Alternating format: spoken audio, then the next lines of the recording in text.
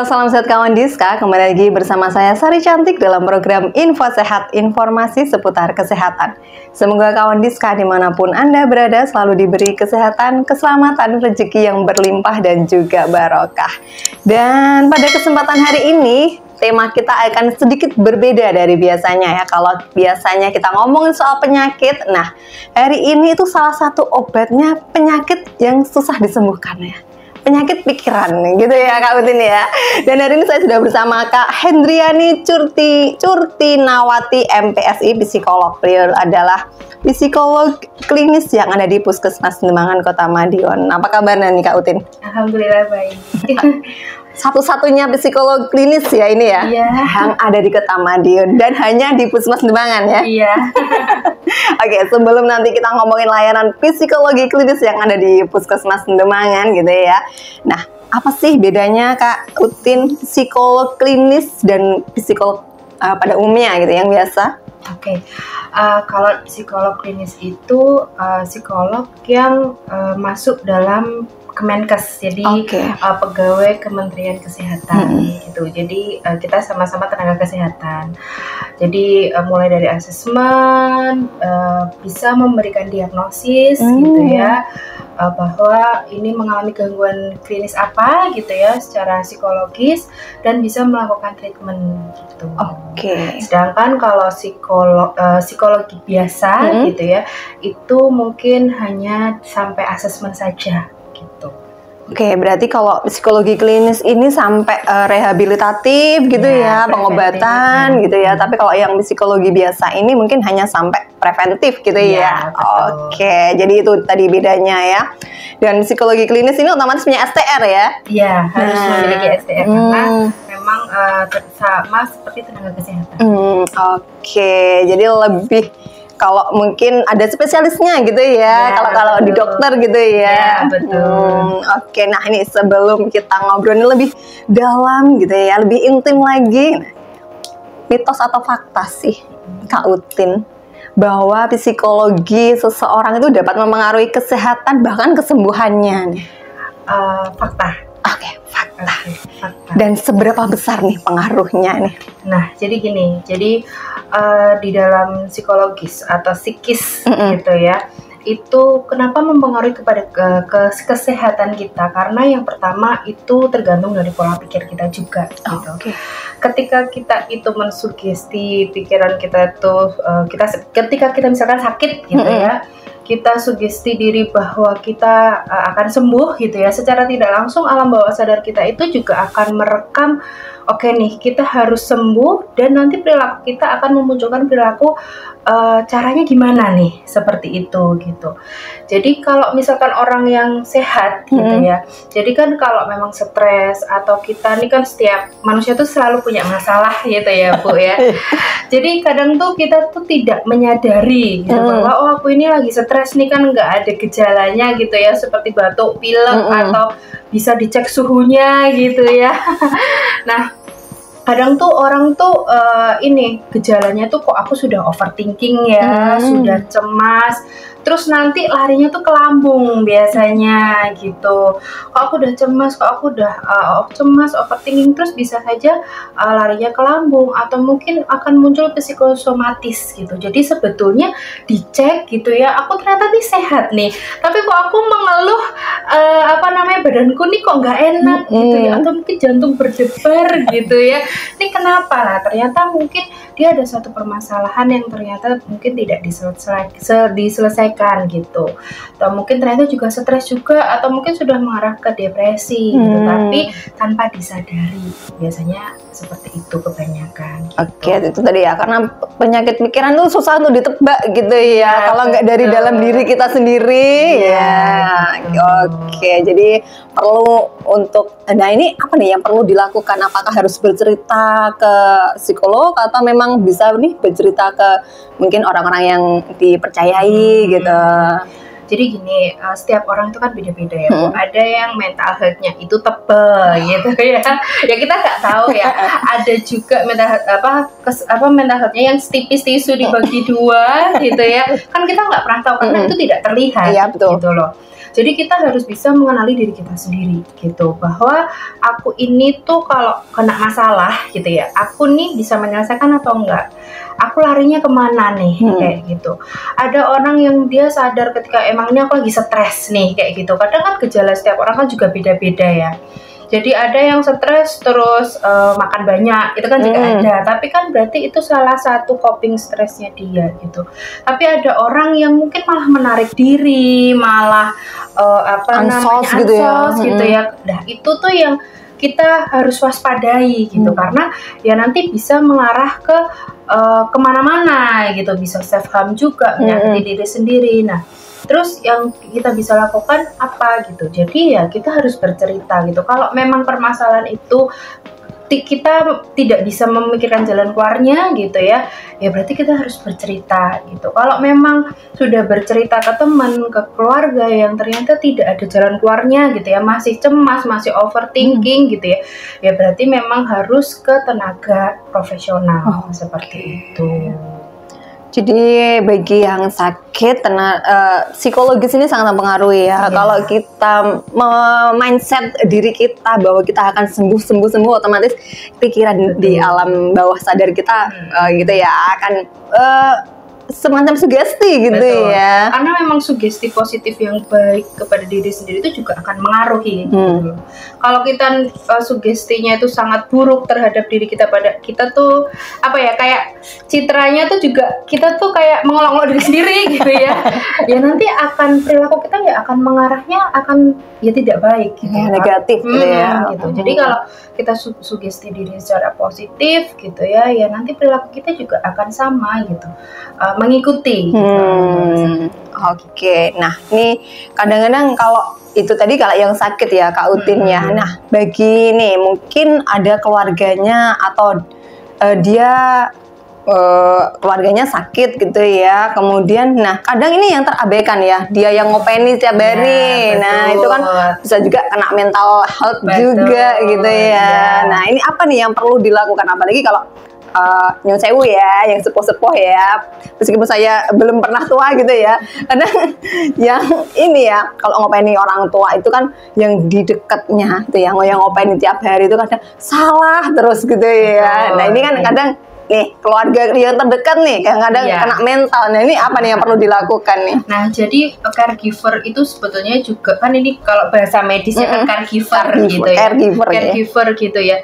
Jadi memang sebetulnya peran caregiver ini juga penting kita perhatikan. Kita tidak hanya yang sakitnya aja orang yang sakitnya aja, tapi ternyata menjadi pengasuh yang merawat caregiver itu sebetulnya juga rentan stresnya itu juga tinggi gitu. Nah, berarti yang harus bisa dilakukan itu yang pertama ya itu tadi, kita harus mengenali diri kita. Ketika kita tuh capek gitu ya mengurus orang sakit gitu ya.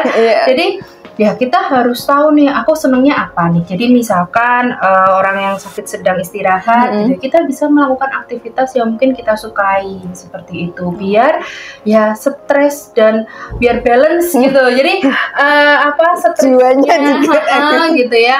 Jadi biar dia merawat gitu kan, itu sudah stres juga ya gitu. Nah setelah yang dirawat itu mungkin sedang tidur atau mungkin bisa ditinggal gitu ya bisa melakukan aktivitas yang lain gitu, atau aktivitas yang bisa dilakukan di rumah. Jadi misalkan nih disambi gitu ya, menjaga dan dia juga melakukan hal yang dia sukain. Oke, biar imbang ya, biar balance ya antara sehat jiwa dan juga raganya. Betul. Gitu ya. Jadi kalau yang hobinya nyanyi boleh nyanyi gitu ya. Cuman ya mungkin di kamar yang berbeda gitu ya. Jangan di kamar yang sakit gitu ya. Nah, oke. Tadi sudah disampaikan Kak Utin nih, ada yang sakit itu harus apa dan yang sehat. Nah, ini yang biasa ngopeni yang sakit ini biar balance kehidupannya, jiwanya, pikirannya gitu ya. Nah, bisa melakukan hal-hal yang disukai atau hobi-hobi yang disukai. Nah, mitos dan fakta selanjutnya nih, bener nggak sih kalau Gen Z itu mudah banget kena mental health? Mitos. Oke, mitos. Apakah dia hanya FOMO gitu ya, karena dicetuskan oleh orang yang terkenal gitu?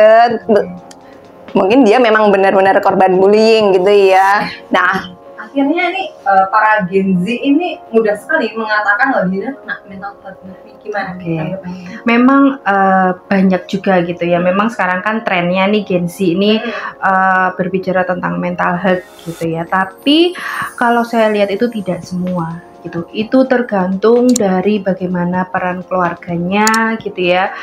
Apakah peran keluarganya itu berfungsi dengan sebagaimananya peran keluarga gitu ya. Dan bagaimana kepribadian gitu ya, kepribadian anak itu dan lingkungan yang ada di sekitarnya gitu. Jadi nggak semua Gen Z itu seperti itu gitu. Okay. Nah, Kak Utin, tapi sebenarnya orang dikatakan kena mental health itu apakah ada serangkaian, dia harus melalui serangkaian pemeriksaan kemudian yang dilakukan oleh psikologi klinis mungkin ya, dia menetapkan oh iya ini dia kena mental health gitu, atau dia tersinggung aja tuh sebenarnya dia kena mental health gitu, gimana? Oke, nah jadi kan kadang tuh ada self diagnosis gitu. Nah ini kan sebetulnya yang bahaya gitu ya. Ya mungkin Gen Z ini kenapa kok selalu dikit-dikit mental health, karena mungkin dia self diagnosis juga, salah satunya itu gitu. Nah kita bisa tahu kita ini memang terkena atau tidak, ya itu ada alat tesnya juga gitu. Jadi kita kayak mengisi seperti kuesioner ya, nanti kelihatan gitu aku ini mungkin ke gejala stres atau depresi atau anxiety atau cemas gitu ya, itu ada indikatornya juga.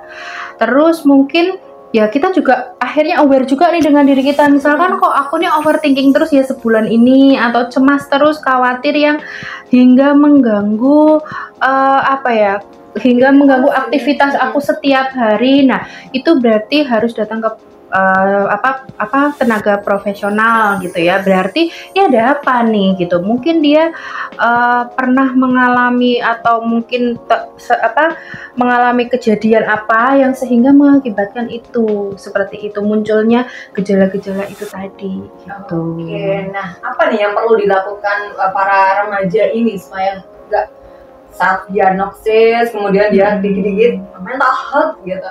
Ya yang bisa dilakukan yaitu ya kita harus kenal sama diri kita sendiri gitu, bahwa ya, kita harus kenal diri kita, jadi kalau aku ini stres, aku ini capek gitu ya, aku ini munculnya apa, maksudnya kan setiap orang tuh beda-beda. Ada yang kalau stres itu cemas, ada yang kalau stres itu tidur gitu ya.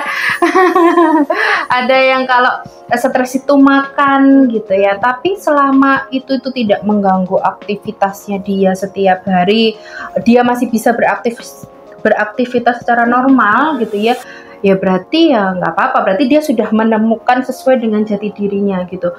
Cuman kalau memang kok sudah sebulan mau 2 bulan kok aku tetap merasa seperti ini gitu ya, berarti harus memang butuh bantuan seperti itu. Jadi peran keluarga, lingkungan, teman di sekelilingnya itu juga sangat berpengaruh. Iya, mungkin dia juga harus bercerita ke orang tua, ya ceritalah, karena kita pun kalau punya masalah tuh ya pengennya cerita ya gitu.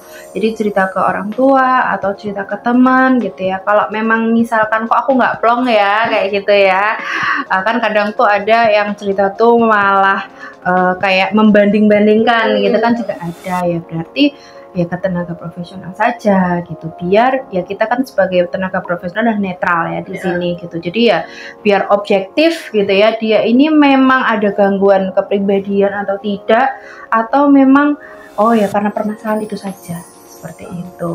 Jadi gitu ya buat para remaja yang ada di luar sana ya, jangan self diagnosis gitu ya. Nah jadi supaya mental kita juga nggak dikit-dikit kena mental health gitu ya.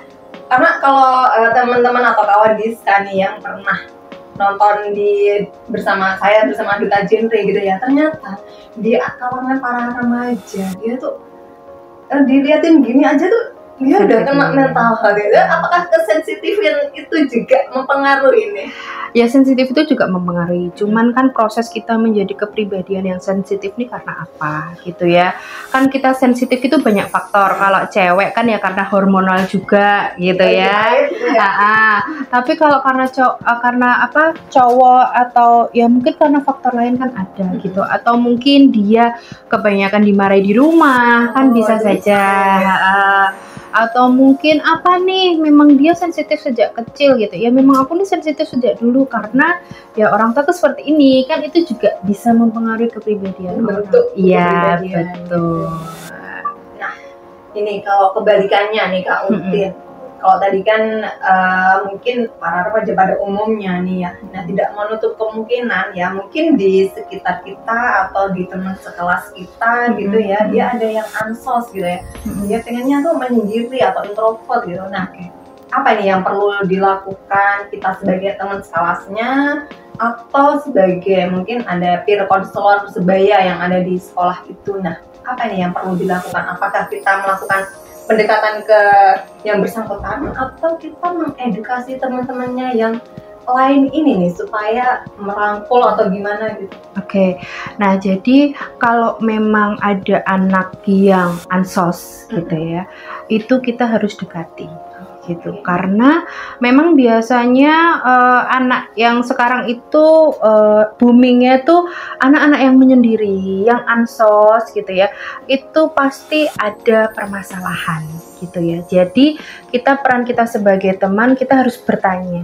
Cuman tuh kadang anak yang ansos ini kadang menutupi nih gitu, kadang ada anak yang mungkin didekati terbuka, tapi ada anak beberapa yang didekati sesama temannya ansos nggak nyaman gitu ya, karena itu merasa aibnya dia nih, biasanya ada yang seperti itu juga. Jadi ya di sini peran teman-temannya ayo mengajak, ketika diajak kok temannya masih seperti itu gitu ya, berarti ya harus ada peran dari guru konselor atau mungkin dari gurunya gitu, karena ya ini tergantung dilihat anak yang ansos ini nyamannya dia bercerita sama siapa gitu, karena kadang itu ada anak yang tidak nyaman dengan sesama temannya seperti itu, karena ya mungkin dia ngerasa penyakitnya ini mungkin aib gitu ya, atau mungkin permasalahan keluarganya ini aib gitu ya, yang sehingga ya dia akhirnya juga menjauhi teman, maksudnya tidak nyaman. Nah kayak gitu berarti kan peran peer counselornya juga boleh atau gurunya seperti itu.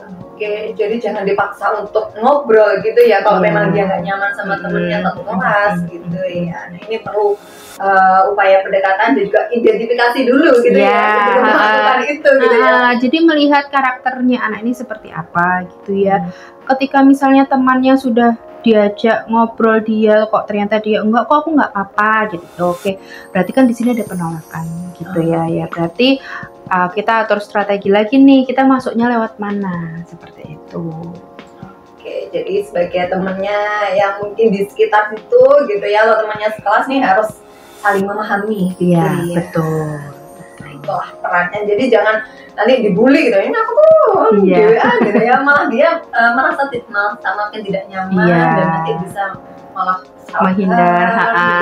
Ya kan sekarang memang lagi boomingnya tuh ya, menyakiti diri sendiri gitu ya, jadi banyak juga anak-anak zaman sekarang gitu ya, SMA, SMP yang melakukan self harm itu, menyakiti diri sendiri itu gitu. Tapi kalau pernah nggak menangani kasus yang para remaja ini? Ada beberapa. Memang kasusnya dari kebanyakan dari persoalan antar teman atau memang dari keluarga? Ada beberapa dari keluarga gitu. Jadi memang ada dari keluarga, terus memang adanya ketidakcocokan, akhirnya anak ini coping stresnya ya juga tidak baik gitu ya, yang akhirnya melampiaskannya ke self harm, melukai diri sendiri seperti itu. Jadi kembali lagi ke peran orang tua ya. Nah ini dimana para remaja ini memang masih labil gitu ya. Betul. Ini butuh peran orang tua untuk mengarahkan ya. Meskipun membiarkan, tapi juga kalau orang Jawa itu ya dicolne ya digoceki gitu ya. Kayak menarik ulur lah seperti itu. Jadi karena memang kalau membahas remaja itu kalau ditarik aja dia juga nggak mau gitu loh. Jadi ya harus dilepas, diulur kayak gitu. Karena remaja zaman sekarang katanya kalau nanti terlalu ikat kencang itu kena mental. Betul. Nanti kalau dibiarkan dia ya semakin nih kayaknya. Tapi memang kebanyakan dari keluarga gitu ya. Iya. Oke. Nah, kembali lagi ke layanan psikologis nih. Kalau tadi sebenarnya ini masih banyak pertanyaan tapi kayaknya waktunya ya ini teman saya dari begini gitu ya.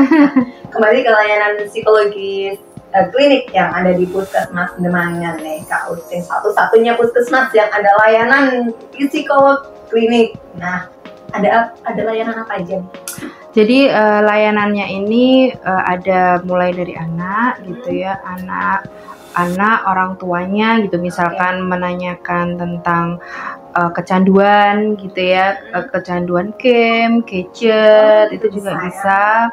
Terus mungkin konseling terkait ya, mungkin kadang tuh anaknya sih gitu ya, misalkan merasa cemas, merasa khawatir, itu juga bisa, itu dari anak. Terus orang dari dewasa gitu ya, itu juga ada misalkan konseling pranikah gitu ya, atau apa namanya, cek ya aku nih depresi atau enggak sih gitu, aku nih aku overthinking terus gitu, misalkan tes apa namanya tentang mental health, itu juga bisa gitu. Dari lansia itu juga bisa konseling gitu ya, misalkan nggak bisa tidur gitu ya, insomnia kan biasanya permasalahan lansia itu gitu ya, itu juga bisa gitu. Nah, lansia ini timbul, pasti banyak yang timbul lebih banyak pikirannya kayaknya ya. Betul. Kekhawatiran yang tidak perlu sebenarnya ya. Betul. Tapi karena usia itu tadi. Iya, betul. Berarti sasarannya mulai dari anak, remaja, dewasa sampai lansia ya. Iya. Nah, untuk para sasaran ini nih Kak Utin, dia harus datang ke dokter dulu baru nanti sama dokter puskesmas diarahkan ke klinik psikologi gitu, atau memang boleh nih langsung ke layanan klinik psikologi? Jadi ada beberapa yang langsung gitu ya. Boleh gitu. Jadi ada beberapa sekarang tuh dia tahu ada layanan psikologi, langsung ke situ juga ada gitu ya. Ada juga rujukan nih dari umum gitu ya, dari dokter.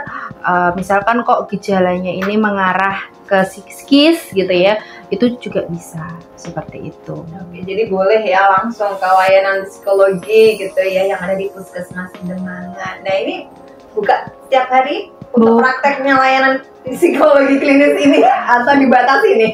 Buka setiap hari. Oke, buka setiap hari. Buka setiap hari. Biasanya paling banyak itu dari sasaran di mana ini? Kalau beberapa bulan ini, karena kan ini juga baru ya gitu. Ada sudah anak ada, remaja ada, dewasa ada, tapi paling banyak remaja dan dewasa. Gitu. Remaja dan dewasa. Iya. Nah, itu tadi dimana memang layanan psikologi klinik yang ada di puskesmas itu hanya satu-satunya ya yang ada di Puskesmas Demangan. Jadi kalau memang menghendaki gitu ya untuk bersama tenaga profesional supaya permasalahannya bisa plong, bisa ada solusi gitu ya. Nah, bisa datang ke layanan psikologi klinik yang ada di Puskesmas Demangan Kota Madiun yang buka setiap hari gitu ya. Sampai jam berapa kalau layanan? Sesuai dengan layanan puskesmas ya. Oke, berarti kalau Senin sampai Kamis jam 11. Iya. Gitu ya. Nah, dia di Jumat sampai jam 10 gitu. Iya. Ya. Nah, jadi jangan ketinggalan, ini nggak ada ini ya, sasarannya harus berapa sehari gitu, nggak ada ya? Nggak ada. Mumpung belum ada gitu ya. Nah, untuk pesan-pesan yang perlu disampaikan nih Kak Utin pada masyarakat supaya kesehatan jiwa kita tuh tetap terjaga. Oke. Pesan-pesannya lebih aware dengan diri kita sih gitu. Jadi kan karena memang kalau stres itu kan tidak ada indikatornya gitu ya. Tidak ada alarmnya ya.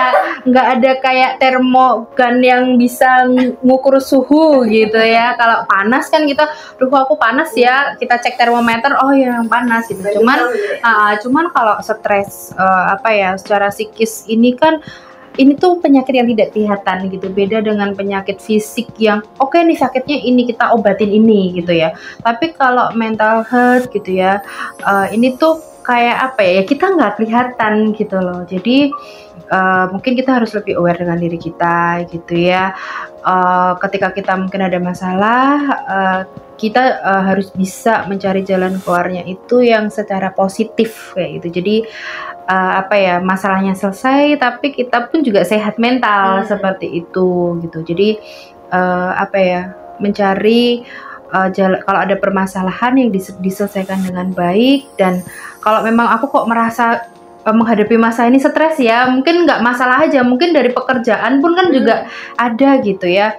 Kan kadang tuh orang kan stresnya sendiri-sendiri, ada yang cemas, nggak bisa tidur, atau mungkin marah-marah, sensitif gitu ya. Jadi lebih mengenali atau aware, oh ini aku lagi stres nih, jadi aku harus ngapain nih. Kita harus tahu aktivitas atau kegiatan yang kalau aku stresnya aku harus ngapain kayak gitu. Jadi ya biar kita sehat secara lahir dan batin. Oke, biar imbang gitu ya. Jadi kalau udah stres, kira-kira kalau suka makan coklat ya boleh lah ya sekali-kali gitu, boleh. Atau mungkin makan makanan yang disukain gitu, itu juga nggak apa-apa gitu ya. Jadi harus bisa mengenali diri sendiri gitu ya. Nah mungkin bisa juga healing gitu ya. Cuman ini kadang tuh ya jadi problematika juga ya. Kadang tuh kalau healing tuh mungkin kita senangnya sesaat, tapi nanti dompet nih yang kasihan. Itu permasalahannya kelanjutan ya. Jadi tuh kadang tuh ada pasien yang saya tuh healing cuman kok saya dikit-dikit healing tuh dompetnya nih yang nangis gitu ya. Berarti kan itu kan bukan aktivitas yang disukain gitu ya. Ya memang kita senang jalan-jalan, cuman ya kalau boncos kan itu permasalahan lagi lah gitu kan. Gitu. Berarti itu bukan menyelesaikan masalah ya, menambah masalah. Iya betul. Jadi mungkin dilampiaskan kegiatan yang lain gitu, bisa lari, ya itu juga bisa, juga kan, betul. Atau hanya jalan-jalan di mall aja deh, nggak usah beli tapi itu juga bisa. Itu juga bisa, bisa mengenali diri kita sendiri. Nah kalau sudah stres, apa nih yang harus kita lakukan, problem solvingnya apa? Iya gitu, betul. Oke, mungkin ada lagi Autin yang perlu disampaikan? Sudah sih, menurut saya itu saja. Jadi buat para remaja tadi ya, jangan lupa untuk tidak mendiagnosa dirinya sendiri, atau nggak usah buka Google ya. Kalau stres ini berarti aku sudah ada gejala mental health gitu.